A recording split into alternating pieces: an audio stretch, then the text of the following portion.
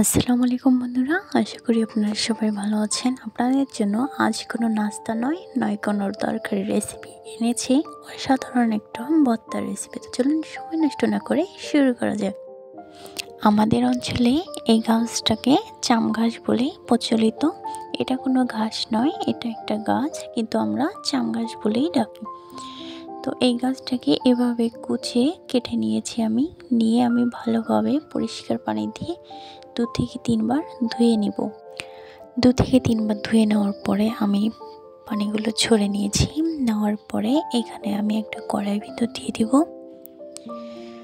এখানে আমি কড়াইয়ের ভিতর দিয়ে দেব 2 থেকে 3টে আলু কুচি, আপনারা আপনাদের প্রয়োজন মতো নেবেন। এরপরে দিয়ে দেব সামান্য একটু পেঁয়াজ কুচি, এরপরে সামান্য একটু আদা কুচি, দেওয়ার পরে দিয়ে দেবো সামান্য কিছু রসুন কুচি, এরপরে দিয়ে দেবো 5 থেকে 6টা কাঁচা লঙ্কা কুচি, এরপরে দিয়ে দেবো 5 থেকে 6টা শুকনো লঙ্কা। শুকনো লঙ্কাগুলো আমি মাছ থেকে চিড়ে দিয়েছি। এরপরে দিয়ে দেবো শুটকি, আপনারা এই জায়গায় যে কোনো শুটকি নিতে পারেন, আমি এখানে ফ্যাঁচা মাছের শুটকিটা নিয়েছি। এরপরে দিয়ে দেবো কুচে রাখা ধনে পাতা, স্বাদ মতো লবণ। এরপরে আমি এখানে অ্যাড করব জিরে গুঁড়ো, এরপরে অ্যাড করব পরিমাণ মতো হলুদ। দেওয়ার পরে আমি হাতের সাহায্যে ভালোভাবে মেখে নিব। আমি কিন্তু এভাবে উল্টে পাল্টে হাতের সাহায্যে মেখে নিচ্ছি, আপনারা চেষ্টা করবেন হাতের সাহায্যে মেখে নেওয়ার। তো আমার এভাবে মেখে নেওয়া হয়ে গেছে। এখন আমি দিয়ে দিব 1 কাপ পরিমাণ পানি। পানিটা আপনারা প্রয়োজন মতো নেবেন। নেওয়ার পরে আমি এটা চুলায় বসিয়ে দিব। তো আমি গ্যাসটা অন করে চুলায় বসে দিয়ে উপরে একটা ঢাকনা দিয়ে দিলাম। দেওয়ার পরে 5 থেকে 6 মিনিট পরে আমি ঢাকনাটা উঠিয়ে দেখব।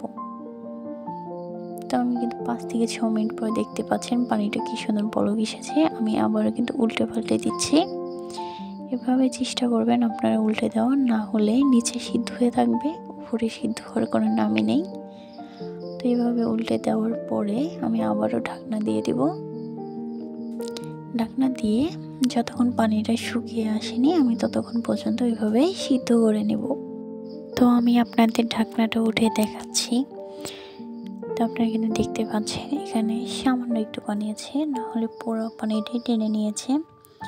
এভাবে নিচে যদি একটু পানি থাকে গ্যাসটা হাই ফ্লেমে রেখে পানিগুলো সব টেনে নেবেন। নেওয়ার পরে আপনাদের যদি ব্লেন্ডার অথবা শিলপাটা থাকে বেটে নেবেন। আমি গ্যাসটা আবার অন করে চুলায় কড়াই বসে দিয়ে পর্যাপ্ত পরিমাণ তেল দিয়ে দিয়েছি। দেওয়ার পরে দিয়ে দেব বড় সাইজের একটা পেঁয়াজ। বড় সাইজের একটা পেঁয়াজ আমি এভাবে কুচি করে নিয়েছি, নিয়ে আমি দিয়ে দিয়েছি। এরপরে এভাবে নাড়াচাড়া করতে করতে যখন পেঁয়াজগুলো একটু ব্রাউন কালার হয়ে আসবে তখন আমি দিয়ে দেব বেটে রাখা ভর্তাগুলো।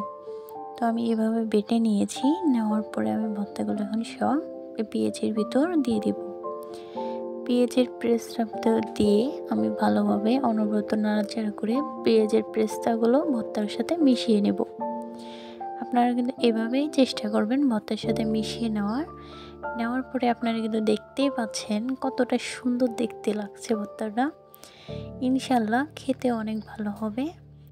তো আমার মতো যদি এরকম করে মুখরুচিময় চাম গাছের ভর্তা বানিয়ে খেতে চান, তাহলে আমার ভিডিওটা দেখে আমার টিপসগুলো ফলো করে চেষ্টা করবেন, ইনশাল্লাহ ভালো হবে। আর আমার ভিডিওটা ভালো লাগলে লাইক কমেন্ট শেয়ার করবেন। আজকের মতো এই পর্যন্তই। ভালো থাকুন, সুস্থ থাকুন, আল্লাহ হাফেজ।